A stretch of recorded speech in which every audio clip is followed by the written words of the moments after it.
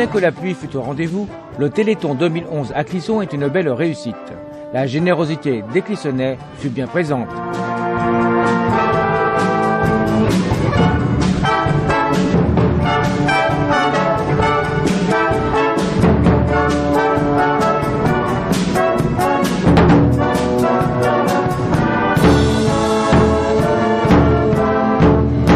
J'ai la bonne surprise que nous sommes aujourd'hui au-dessus des chiffres de l'année dernière, au-dessus de 9000.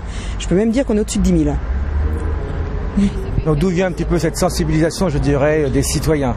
Alors moi je suis très surprise, enfin ravie de voir de toute génération, que ce soit du plus jeune ou plus ancien, parce qu'aujourd'hui sur les 130 voire même 140 bénévoles qui étaient présents sur ce jour-là, il y avait une ambiance énorme. Pourquoi? Je sais pas. Ah, bien sûr, toujours le même problème, l'argent, on en donne. Qu'est-ce qui a été fait depuis 2010? Alors depuis 2010, moi je vais régulièrement au laboratoire de Nantes, le service du professeur Mouillet.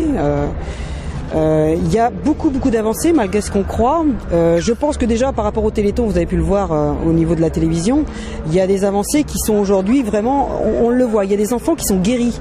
Je prends l'exemple de l'affiche du petit garçon de cette année. C'était un enfant qui était très gravement malade, qui aujourd'hui est guéri. On a parlé des bébés bulles. Aujourd'hui les bébés bulles, c'est terminé. Les bébés bulles aujourd'hui ils restent plus dans leur bulle, ils sont dehors. Aujourd'hui sur Nantes, en thérapie cellulaire, il y a une avancée énorme sur les maladies cardio, mais en plus ils ont fait une découverte sur l'infectieuse. Ça veut dire qu'aujourd'hui les recherches qui a été obtenues depuis 25 ans touchent les maladies rares, les maladies orphelines, mais aussi les maladies courantes aujourd'hui. On avance dans tous les domaines, ils avancent vraiment dans tous les domaines. Je trouve ça exceptionnel. Aujourd'hui on est à la veille de quelque chose d'extrêmement important. Donner, c'est bien, mais est-ce vraiment nécessaire? Explication par le professeur Philippe Mouillet, directeur de recherche à l'IRSEM de Nantes. Ces recherches sont financées à 50% par le Téléthon. Donc s'il n'y a pas de Téléthon, l'avantage c'est qu'on sait ce qu'on doit faire après, on prend des vacances, quoi. Non, je dis ça sur le ton de la plaisanterie, mais c'est vraiment vrai, quoi. S'il n'y a pas le Téléthon, on est obligé d'arrêter. Projet. La plateforme à Saint-Herblain va s'agrandir pour la fabrication de médicaments de thérapie génique. C'est un petit bijou ce truc-là. Là pareil, c'est l'AFM, l'INSERM et les collectivités territoriales qui ont décidé de faire ça. Le CHU nous a rejoint récemment. C'est pour faire du médicament, de thérapie génique. Donc là pareil, c'est beaucoup de financements qui viennent du Téléthon.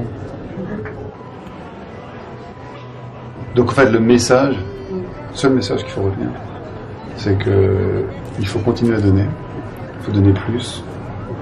Je sais bien que c'est pas simple. Et que cet argent il va pas dans nos poches. Ça c'est une garantie, surtout dans le milieu public dans lequel on travaille, où les salaires sont, on va dire, modestes.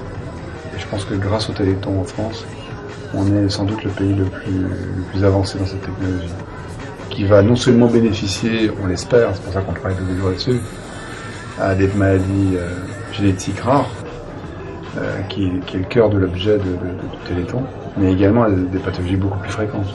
Le jour où on sera capable de traiter un cœur myopathe en transformant un gène dans le cœur de ces enfants, on sera au même moment capable de traiter des patients atteints d'insuffisance cardiaque pour des insuffisances coronariennes, etc., qui représente un nombre de